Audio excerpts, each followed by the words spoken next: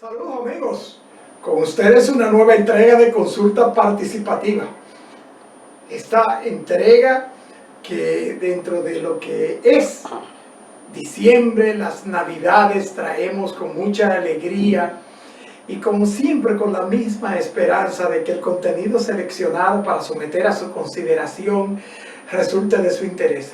Amigos, en la ciudad en completo movimiento, los comercios, el mercado de pulgas el domingo pasado estuvo atestado en su nuevo local del Merca Santo Domingo, o sea que el movimiento navideño se manifiesta bastante movido a pesar de los problemas, a pesar de la pandemia, a pesar de cómo está el asunto de los contagios del COVID-19. Saben ustedes, amigos televidentes, que transmitimos a través de Carivisión, canales 26 de Claro, Altiz, 22 de Aster y 54 de Altiz, La Voz del Trópico. Y que estamos en las redes sociales, comenzando porque en este momento estamos transmitiendo en vivo a través de Facebook Live. También estamos en Instagram como Ricardo Pelman. Estamos, amigos, en nuestro canal de YouTube. Suscríbase a nuestro canal de YouTube para que reciba todo el contenido de consulta participativa de manera directa y especial. Nuestro canal de YouTube, Consulta Participativa. Active la campanita y suscríbase. También, amigos, tenemos nuestro número de contacto a través del cual pueden ustedes comunicarse con nosotros, hacer sus preguntas, hacernos sugerencias que nosotros con mucho gusto atenderemos. Nuestro número de contacto, WhatsApp, 809-769-4500. También pueden escribirnos a nuestra dirección electrónica consultaparticipativa@gmail.com.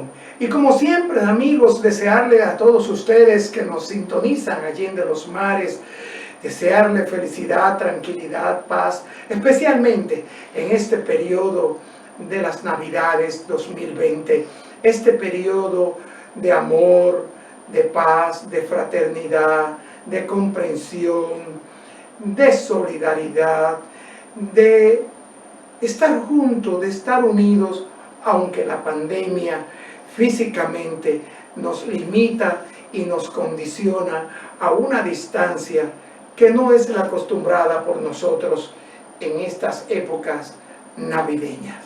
Amigos, nosotros vamos a una pequeña pausa y retornamos de inmediato con nuestros comentarios.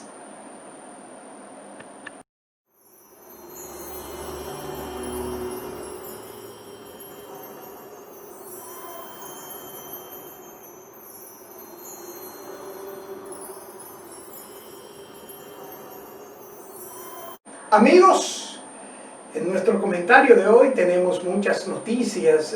Una de ellas, la avioneta cargada de drogas que se estrelló en Pedernales la madrugada de ayer lunes, venía de Colombia. Parece ser que los intentos de utilizar nuestro país como puente pues no cesan y siguen haciendo estas personas estos intentos.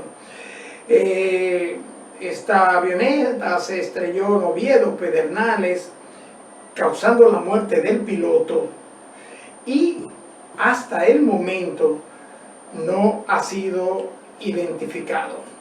La avioneta, que como le dije anteriormente procedía de Colombia, según han establecido las autoridades de manera preliminar, en el lugar donde se estrelló la avioneta fueron detenidos 3 hombres, identificados por el Ministerio Público como el brasileño Víctor Vinícius da Silva, quien copilotaba la aeronave, y los dominicanos Edison Terrero Medina y Ernesto Cueva Pérez, quienes presuntamente esperaban la droga en la tierra.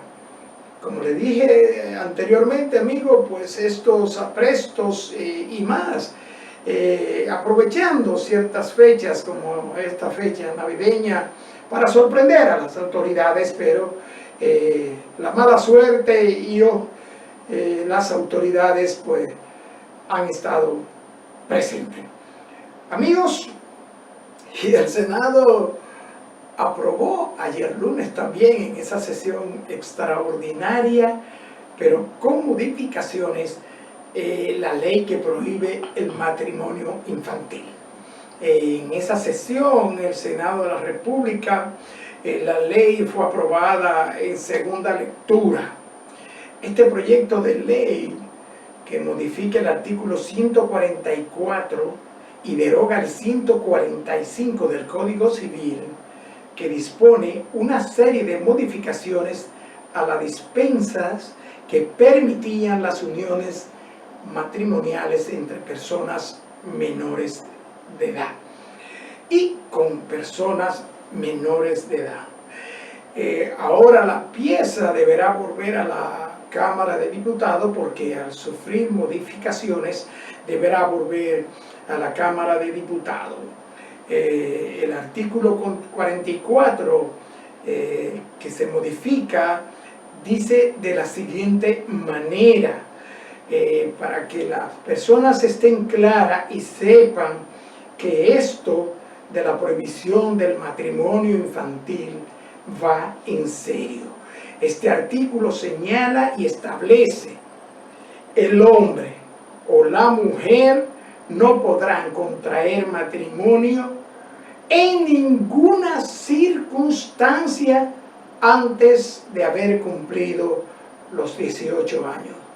Recuérdese que hasta el momento de hoy los padres, los tutores, tienen la autoridad de autorizar y solicitar dispensa para permitir matrimonios de personas adultas con menores de edad y de menores de edad entre sí.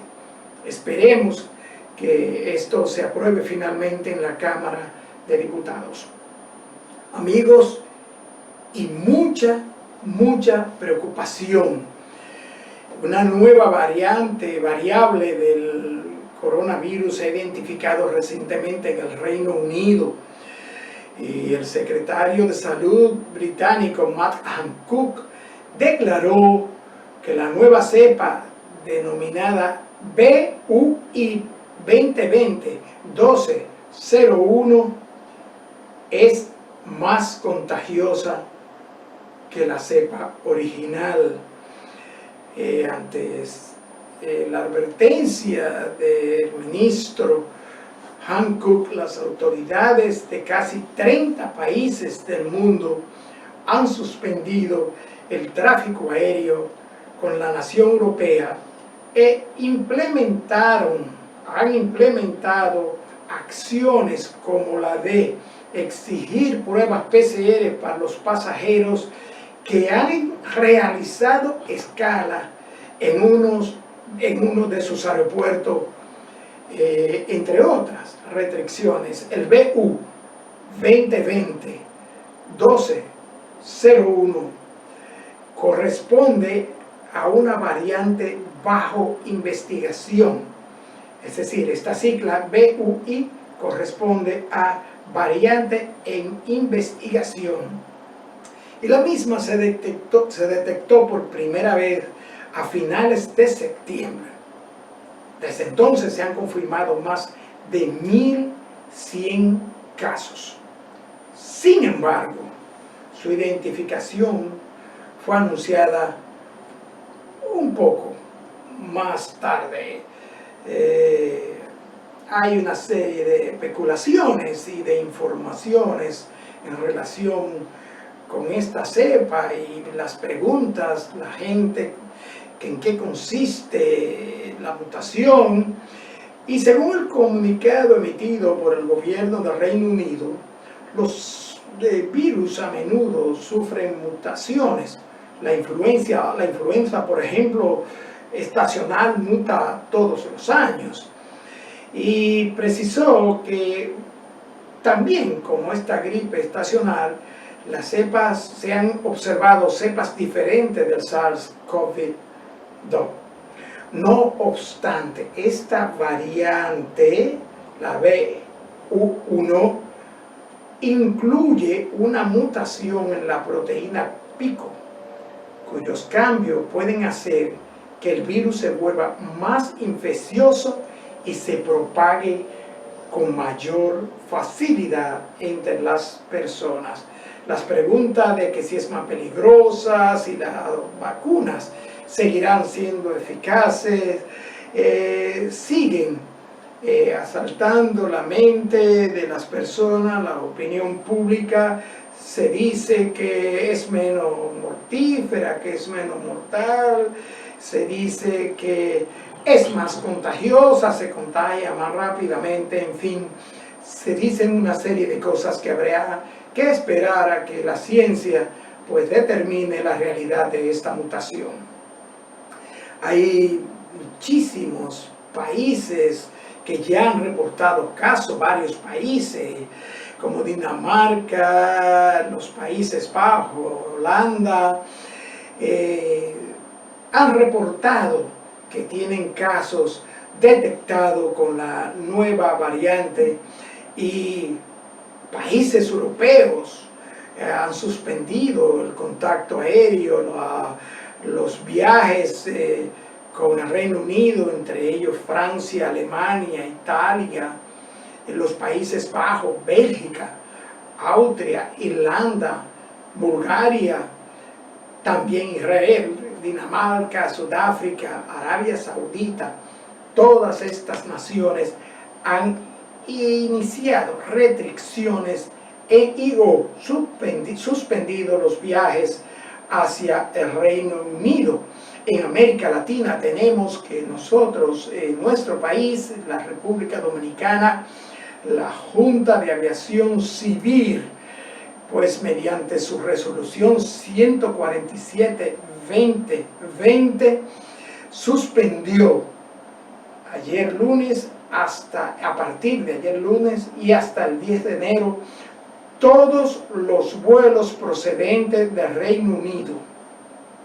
Tras la detección de este virus europeo y a solicitud del Ministerio de Turismo, las autoridades de aviación civil pues tomaron esta medida, cosa que aplaudimos porque eso muestra que se está actuando con rapidez y de manera preventiva contra esta nueva mutación del COVID, SARS-CoV-2, que se ha presentado.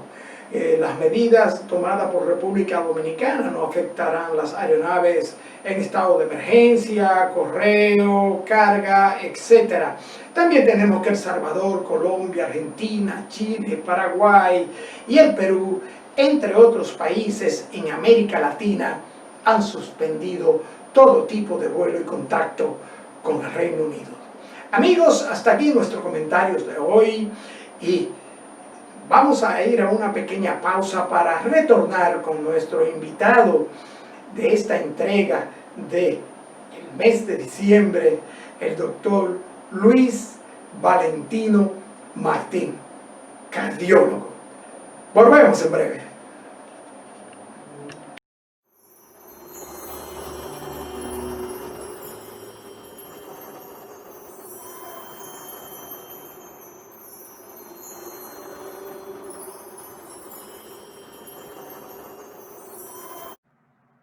Bien, amigos, como les decía, tenemos hoy el grato placer de tener en consulta participativa al doctor Luis Valentino Martín Jiménez, cardiólogo. Doctor, y siempre nosotros decimos el nombre completo para que ni papi ni mami se pongan bravitos. Bienvenido a consulta participativa, doctor. Bien, muchas gracias, querido Hoffelman. y a toda la audiencia que nos sintoniza a través de este canal. Muy complacido de poder llegar a la población a través de ustedes. Bien, doctor, usted es cardiólogo y hay un tema que nosotros hace tiempo queríamos tratar y qué suerte que lo tenemos con nosotros hoy, porque queremos hablar de las intervenciones coronarias por vía percutánea. Díganos, doctor, ¿qué son las intervenciones coronarias por vía percutánea? Muy bien, ese es un tema de mucho interés a nivel mundial. Hay que recalcar siempre que las causas cardiovasculares, en este caso el infarto o lo que comúnmente la gente llama angina, son la principal causa de muerte a nivel mundial. Y en República Dominicana supera las otras causas de muerte al igual que en el mundo. Tenemos que recordar, y esto es importante hacer este preámbulo, que si juntamos todos los tipos de cáncer, todos los tipos de pulmón, colon, ovario, hematológico, de mama, no superan en número al número de muertes por infarto agudo al miocardio. Entonces, de aquí que viene la importancia de estar atento de qué es esta modalidad de tratamiento.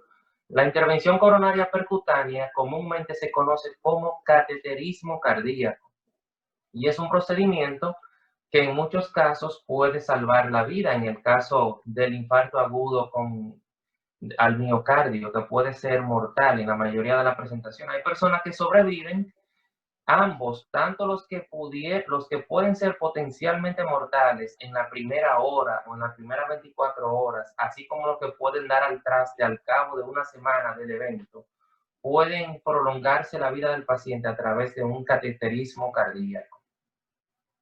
Bien, doctor, estos procedimientos, ¿en qué consiste realmente? Porque uno dice cirugía percutánea, penetración, pero ¿en qué consiste en sí el procedimiento? ¿Es una prótesis? ¿Es un catéter? ¿En qué consiste el procedimiento? Muy bien, el nombre de cateterismo viene porque se utiliza un catéter que a través del sistema arterial, recordando que la sangre transcurre en el cuerpo a través de las venas y de las arterias.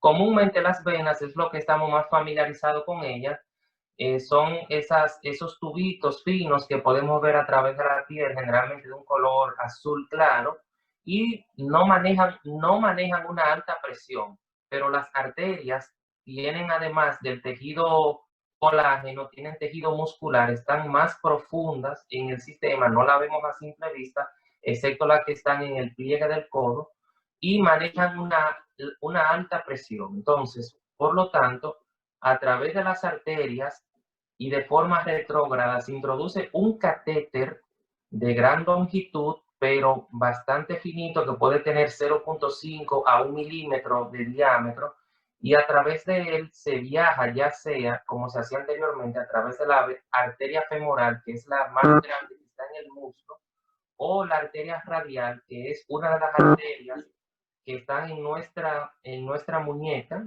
Generalmente utilizamos la mano derecha, y a través del sistema arterial llegamos al corazón, a las arterias coronarias. El corazón tiene principalmente 3 arterias que le dan la vuelta de arriba hacia abajo, como una corona, le dan la vuelta y por eso se le llaman coronarias.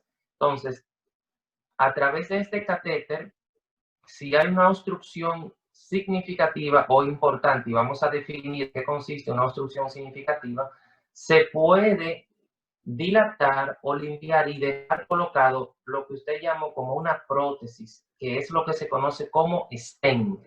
El stent entonces sería la mallita o la endoprótesis que se deja colocada en una arteria coronaria para permitir que la sangre siga fluyendo y el corazón pueda tener vida y pueda seguir latiendo. Pero según tengo entendido, doctor, porque estuvimos investigando para poder tratarle el tema, ¿se coloca un globo antes de colocar el stent? Hay algunos casos, especialmente si hay mucha calcificación y el stent o la prótesis, cuando se va a colocar a través del catéter, es difícil expandirlo. Se expande a través de emitir presión de aire. Entonces, se puede colocar primero un globo, un balón que tenga suficiente fuerza elástica y pueda expandir el calcio que está depositado por procesos patológicos en la pared de la arteria, y luego que se dilata la pared, entonces se deja colocada el stent o la endoprótesis. Entonces puede surgir la pregunta, ¿y si se dilata con el balón, por qué dejar un cuerpo extraño Eso, en la exacto. arteria? Bueno, recordemos lo que dijimos al principio, que las venas no tienen tejido muscular, pero las arterias sí. Entonces tienen un tejido muscular que está repartido generalmente en tres. Vamos a ver si ahora, ahí lo tenemos de nuevo. Entonces, Sí, sí, como decía, las fibras musculares de las arterias, porque las arterias se abren y se dilatan normalmente a través del tejido de músculo liso que tienen en sus paredes. Entonces, esto ejerce una fuerza radial. Si solo dilatamos con el balón y abrimos la arteria, se queda abierta en ese momento. Sin embargo, va a cerrarse de nuevo por efecto del tejido muscular que tiene y la proliferación de células, y se vuelve a depositar calcio. Sin embargo, para eso entonces se deja colocada la endoprótesis o stent para dejar permeable la arteria, para que la sangre siga fluyendo. Pero para que también el stent o la prótesis siga abierta, hay que usar una serie de medicamentos, algunos de ellos de por vida. O sea, que no es solamente colocar esta prótesis, o sea, el stent. También, luego de este procedimiento, hay que llevar tratamientos de por vida a fin de que esto funcione correctamente. Es correcto. Uno de ellos es la aspirina. La aspirina, hasta el día de hoy, es un medicamento siempre y cuando no haya contraindicaciones que pueden ser muy propias de algún paciente, o que se presente un sangrado importante gastrointestinal o urinario o cerebral después que el paciente la esté usando, pero es un medicamento que se utiliza de manera permanente en los pacientes que se le colocan stent o la prótesis coronaria. Y además de eso, otros medicamentos, uno muy conocido como el Plavix, que es un tipo de antiagregante. La acción de la aspirina como fármaco es antiagregante plaquetario, no permite que las plaquetas se unan y formen una malla y promuevan la formación de coágulos y se obstruya de nuevo el flujo sanguíneo y se produzca un infarto. Entonces, aspirina se deja de por vida en estos pacientes y se coadyuva o se ayuda de otro antiagregante plaquetario por un tiempo limitado, estos sí no son de por vida, como el clopidogrel y otros de última generación que han salido últimamente. Doctor, Además tenemos una pregunta, parece que es un entendido en la materia. Dice que en cuáles enfermedades o patologías se puede utilizar este procedimiento de la cirugía cardiocoronaria percutánea. ¿Cuáles enfermedades? Básicamente, el tratamiento es para el infarto, o vamos a englobarlo en lo que llamamos como síndrome coronario agudo. El síndrome coronario agudo puede ser un infarto fatal, un infarto no fatal, y dependiendo de estos, entonces vendrá la urgencia o el tiempo de realizar el cateterismo. Cuando en el electrocardiograma, que es la primera prueba que debe realizarse en un paciente que presenta dolor de pecho que sugiera un infarto, una vez este paciente se presenta a una emergencia médica, el electrocardiograma no debe demorarse más de 10 minutos en realizarse y debidamente haber sido interpretado en esos primeros 10 minutos. Por eso es que en las emergencias a nivel mundial siempre, tanto la Sociedad Americana del Corazón como el Colegio Europeo de Cardiología han promocionado que dolor de pecho debe ser prioritario en toda emergencia. Todo paciente que se presente con dolor de pecho debe recibir atención inmediata porque su vida puede estar en peligro, recordando que es la principal causa de muerte.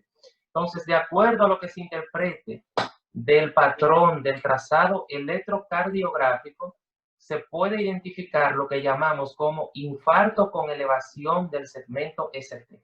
Eso es un tecnicismo para referirse a un infarto de alto riesgo y ese paciente debe recibir la realización de un cateterismo cardíaco en no más de 90 minutos una vez se identifique este patrón electrocardiográfico. Si en esa emergencia no existe o al hospital que pertenezca a esa emergencia no se realiza cateterismo cardíaco, el paciente debe administrársele un tipo de medicamento y trasladarse a un hospital donde se realice cateterismo.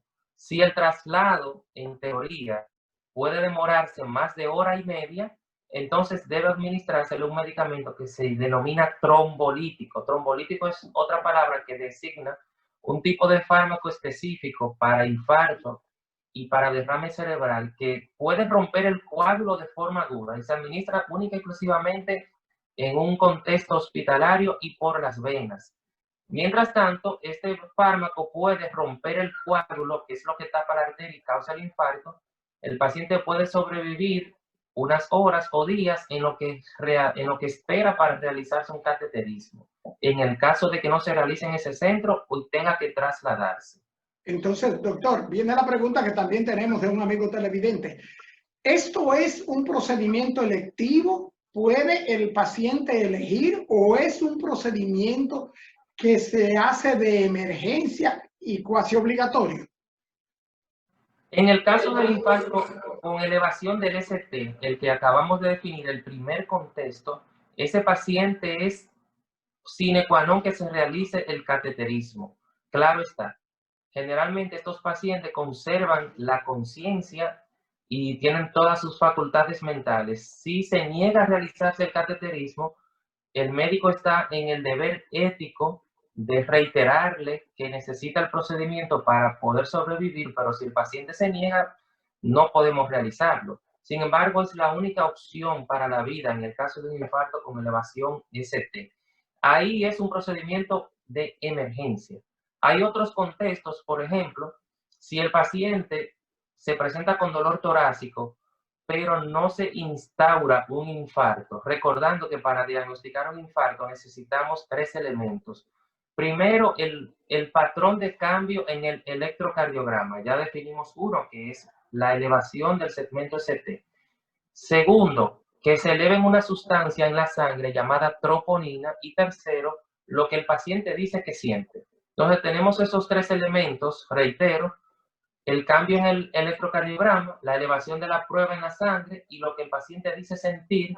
El médico con esos 3 elementos diagnostica un infarto agudo al miocardio y lo categoriza con elevación del ST o sin elevación del ST. Y si no hizo un infarto, entonces estamos hablando de una angina inestable. La angina inestable podría ser la antesala de un infarto. El término preinfarto es incorrecto, no se debe utilizar, porque fisiopatológicamente no es factible explicarlo fisiopatológicamente, pero es un término que la población maneja y lo aceptamos en el argot popular. Entonces, la persona que padece una angina inestable también irá a cateterismo, pero de una manera más programada. Puede ser programado en este tipo. La persona que no presenta un síndrome coronario agudo y que es evaluada a través de pruebas no invasivas como el ecocardiograma, la prueba de esfuerzo. Este es el paciente que va a una consulta de cardiología y que a través de estudios no invasivos como la prueba de esfuerzo, ya sea convencional o la prueba nuclear o una resonancia cardíaca o un ecocardiograma de esfuerzo, y se detecta que puede tener alguna insuficiencia coronaria, ahí es efectivo el cateterismo cardíaco. Bien, doctor, hay una pregunta, he insistido a través de nuestro número de contacto, el televidente. Él quiere que usted enumere. Bien, doctor, antes de irnos a la pausa, le dejamos en el aire la inquietud de un amigo televidente que dice, pues, preguntaba que cuáles son las complicaciones a que se expone un paciente con este procedimiento. Bien, hay complicaciones que pueden ser propias del procedimiento y vamos a decirlas. Sin embargo, hay que resaltar que la tasa de complicación a nivel global ronda el 0.1%.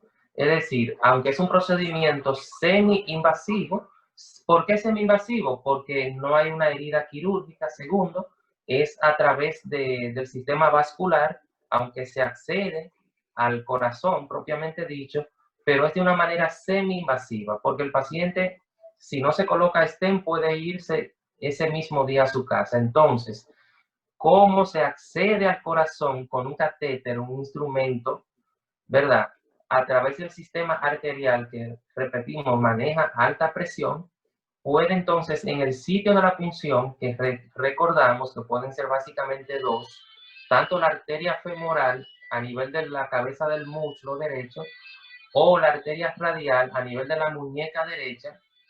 Entonces, en el sitio de punción de la arteria puede presentarse un sangrado o un hematoma, o sea, un gran coágulo de sangre incesante y que el paciente pueda perder una cantidad importante de sangre, pero reitero, es inferior al 0.1% a nivel mundial.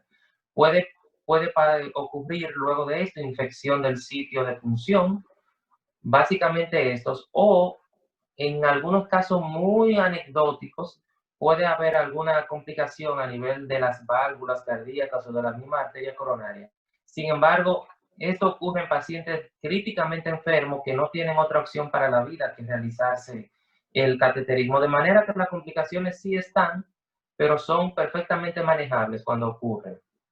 Doctor, tenemos un tema que las preguntas llueven. Cambiando de tema, del procedimiento a la hipotensión, hipertensión, diabetes, cáncer, problemas de tiroides, enfermedades crónicas, pero nunca se refieren ni siquiera cuando dan y dicen las estadísticas de cuántos fallecimientos por el COVID-19 y que los más afectados son los pacientes con enfermedades crónicas como diabetes e hipertensión. ¿Y la hipotensión, doctor? Bien, la hipotensión como tal es un problema no tan frecuente, por eso quizá no se habla tanto, porque la incidencia es muy baja. Por ejemplo, en República Dominicana, 3 a 4 de cada 10 adultos se supone que es hipertenso y se han realizado al menos 2 estudios muy bien realizados en este país donde se ha podido establecer que un 38% de la población dominicana adulta padece hipertensión, de manera que a nivel mundial la hipertensión es una de las condiciones más prevalentes de salud y en República Dominicana vemos que por igual. Entonces, en términos promedio, un adulto sano, sus niveles de presión arterial normales pueden ir, o el nivel óptimo es de 120 a la sistólica, lo que le llamamos la presión alta, y la presión bajita de 70 a 80. Cuando este umbral sobrepasa 140 y en el número bajo 90, hablamos de hipertensión arterial de manera continua. Sin embargo, últimamente tanto la Sociedad Europea como el Colegio Americano de Cardiología han modificado estos números y han bajado un poco. De manera que ya los números pueden ser un poco más restrictivos.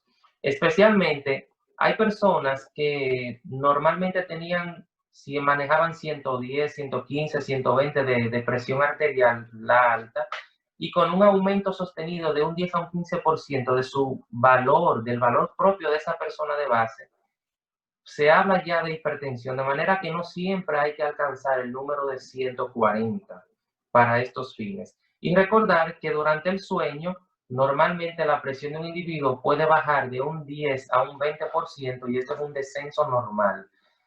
En el sueño, 120, lo cual es un número normal de día, puede considerarse en el contexto clínico adecuado de cada individuo puede considerarse presión alta. Ahora bien, la hipotensión es un problema que sí existe y puede manifestarse con mareos, debilidad y pérdida de la conciencia.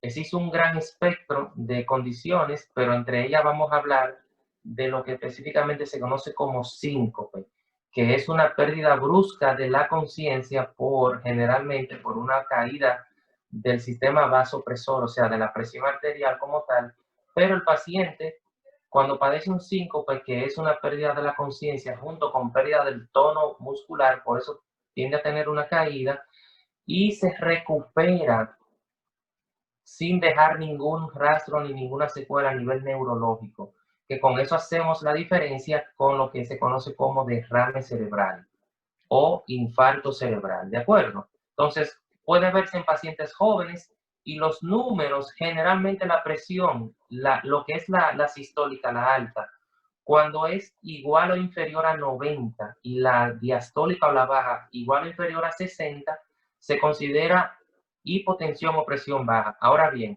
no todo el mundo porque tenga ese nivel debe salir corriendo a una consulta o a la emergencia porque tiene la presión baja.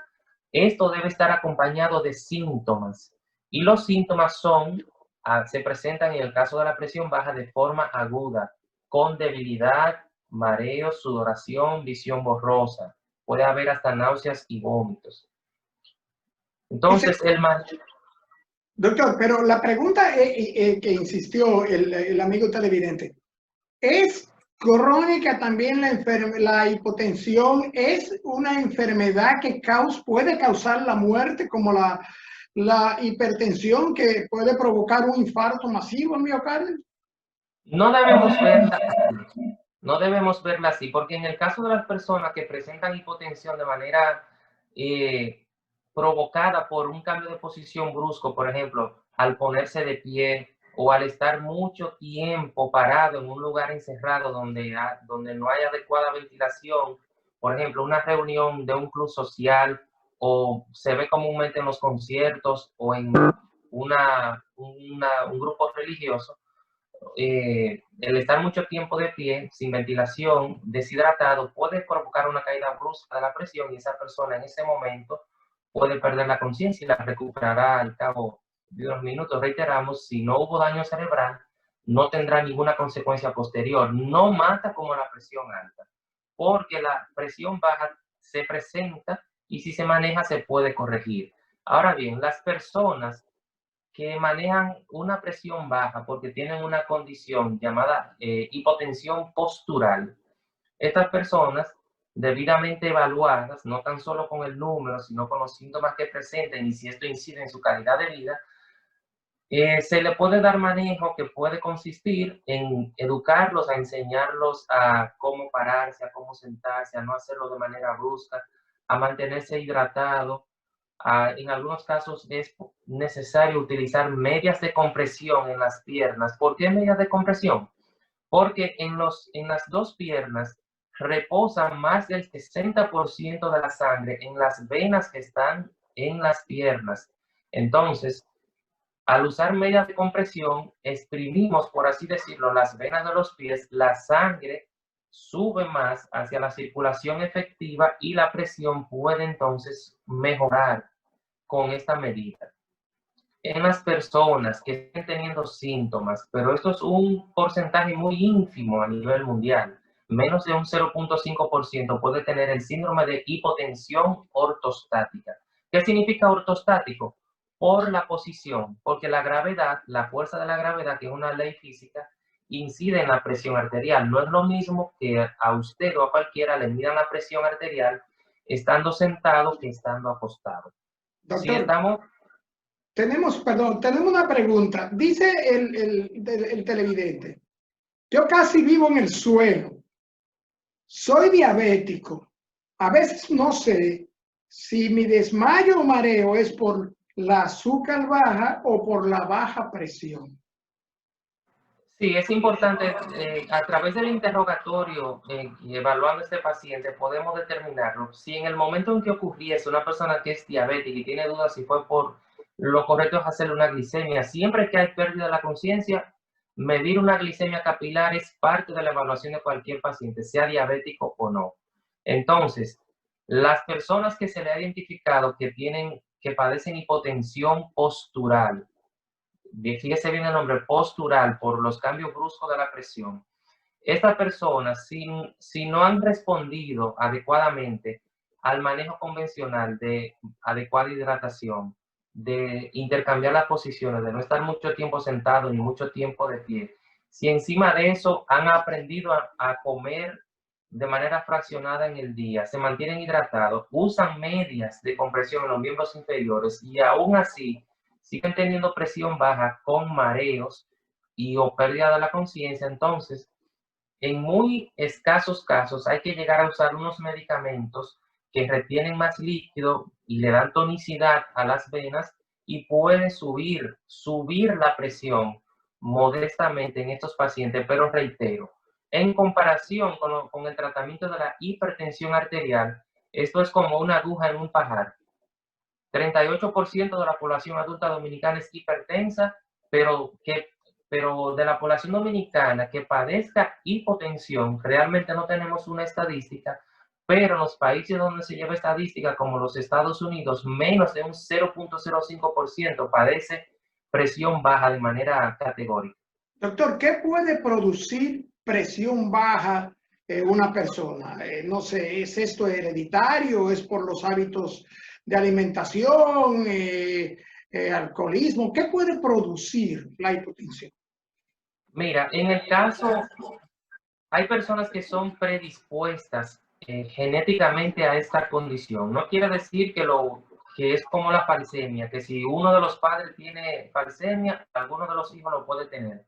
Esto es muy al azar. Sí está influenciada genéticamente. Sin embargo, hay factores ambientales que lo pueden agravar y o provocar. En el caso del alcohol, como el alcohol deshidrata porque te hace orinar mucho, porque inhibe una hormona que tenemos en el cerebro llamada hormona antidiurética, que retiene agua. Entonces, al inhibir esta hormona a nivel cerebral, uno orina demasiado y se deshidrata por esa vía, y el que ha abusado del alcohol puede bajársele la presión porque expulsa mucha agua a través de este mecanismo. La persona que se hidrata un poco a lo largo del día, recordando la recomendación clásica, en un país tropical como el nuestro, mínimo 8 vasos de agua, pero cada quien debe conocerse. Hay personas que con 6 o con 8 vasos de 8 onzas puede mantenerse hidratado. Y si hay resequedad de la mucosa oral, de los labios, resequedad de la piel, o cuando orinamos, vemos que la orina es de un color ambarino intenso, es una señal de que estamos deshidratados y necesitamos tomar más agua. 70% del cuerpo humano es agua, entonces es lógico que es vital mantenerse hidratado. Doctor, finalmente, ¿qué podemos hacer de manera rápida para normalizar o, por así decirlo, subir la presión a alguien en casa o en la calle, alguien que le bajó la presión? ¿Qué podemos hacer? Bien, lo primero es, si la persona tiene tiempo de avisar de que está mareada y probablemente es por la presión baja, lo primero es no agarrarlo. Oiga bien, no agarrarlo y me dirá, doctor, pero se va a caer. Lo que hay que hacer es acostarlo, ayudarlo a acostarse, a que se coloque completamente horizontal, porque esto va a disminuir el tiempo que el mareo o la pérdida de la conciencia le durará.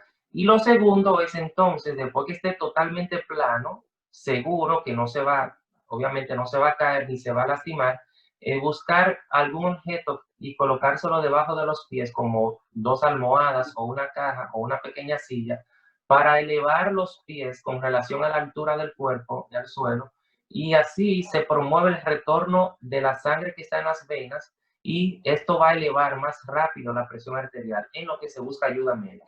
Bien, doctor, entonces, aquello de darle un trago de brandy, darle un trago de coñac, darle algo picante para que le suba la presión, eso no funciona.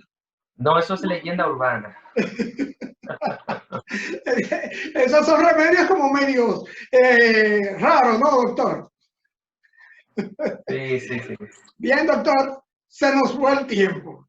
Se nos fue esta media hora. Lamentablemente tenemos una cantidad de preguntas en nuestro número de contacto, en nuestro WhatsApp, pero queremos agradecerle de corazón que en estos tiempos donde ustedes, los cardiólogos y los médicos en sentido general, están trabajando tiempo extra, están abrumados por el asunto de no solo las patologías de su especialidad, sino también por el asunto de la pandemia. Le agradecemos que haya sacado un poco de tiempo para complacer mi invitación y estar con los amigos televidentes de Consulta Participativa.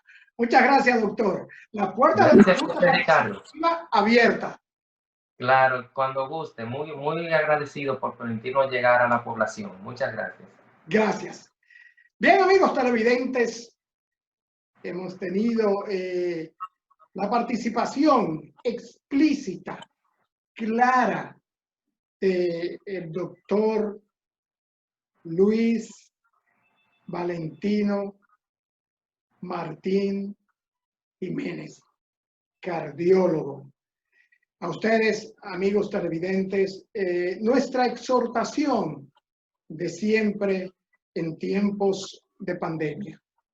Por favor, hazlo por ti, por tu familia, por tus amigos, por tus colaboradores, por tus hijos, por los envejecientes, por los niños. Hazlo por toda la humanidad. Conviértete en una herramienta de combate a la pandemia. Quédate en casa. Quedémonos en casa. Amigos, nos vemos en la próxima entrega.